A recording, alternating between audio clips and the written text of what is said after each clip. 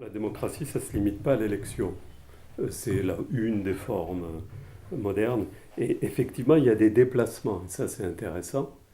Mais il faut aller mille fois plus loin, si je puis dire. C'est-à-dire, il faut multiplier les lieux de discussion et de délibération. C'est-à-dire, de mon point de vue, ce qui définit la démocratie, c'est la délibération permanente, ouverte, libre, etc.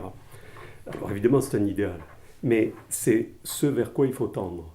Et dans ces lieux, multiplier ces lieux, c'est Norberto Bobbio, un politologue italien qui soutenait beaucoup ça, avec la, la qualité de l'argumentation. Et effectivement, les inégalités sociales sont très importantes pour l'avenir de la démocratie, mais les inégalités culturelles, de formation et d'information sont tout à fait essentielles aujourd'hui, pour pas qu'il y ait une partie de la population de plus en plus grande qui décroche du débat public argumenté. Alors, cette délibération collective, il faut qu'elle gagne d'autres lieux que la sphère strictement étatique. Je prends une phrase de Marx, il disait « La vraie démocratie, c'est quand l'État politique disparaîtra ». C'est assez amusant, bon, parce que l'histoire s'est un peu développée en sens inverse pour ceux qui s'en sont réclamés. Mais c'est une question centrale, c'est-à-dire si les grands lieux de pouvoir deviennent aujourd'hui les grandes firmes, les instances supranationales, ça veut dire qu'il faut faire, comme dit Habermas, une démocratie supranationale. Donc, quelle présence des citoyens à l'échelle européenne, à l'échelle mondiale, etc.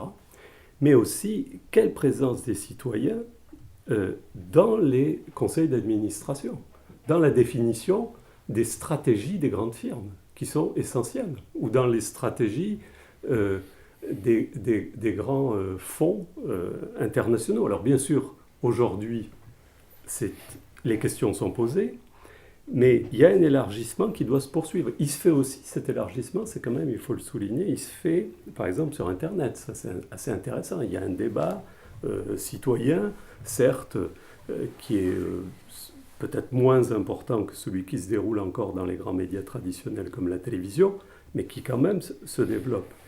Il faut aller beaucoup plus loin, dans le local, parce que le lieu d'exercice quotidien, plus il y a mondialisation, et il y a des aspects très positifs à la mondialisation, notamment les échanges culturels, mais plus il y a dépassement, disons, de l'État-nation à l'échelle mondiale, plus l'enracinement local, la proximité, le territoire vécu quotidien devient central.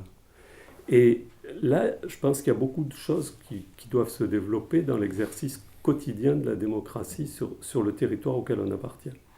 Mais pour moi, la question de l'entreprise est centrale. La question de l'entreprise est centrale parce que même quand je regarde le personnel politique et les partis politiques, de droite ou de gauche, dans beaucoup de pays européens, dont la France, ce sont de plus en plus des élus professionnels. Et très peu viennent du monde de l'entreprise. C'est-à-dire qu'il y a une méconnaissance du lieu quotidien pour tous ceux qui ont la chance d'avoir un travail. Il y a une méconnaissance complète, souvent, des politiques qui un jour vont encenser l'entreprise, je ne vais pas donner d'exemple, et le lendemain la disqualifier, parce qu'il y a une méconnaissance. Et ça me semble étendre la démocratie dans les entreprises me semble un point clé, parce que c'est très dur pour l'extérieur de rentrer dans la démocratie, dans l'entreprise. Par exemple, si vous voulez faire un film, puisque les audiovisuels, sur ce qui se passe dans l'entreprise, c'est très compliqué. C'est beaucoup plus compliqué. Pourquoi ? Parce que là, il y a une opacité complète.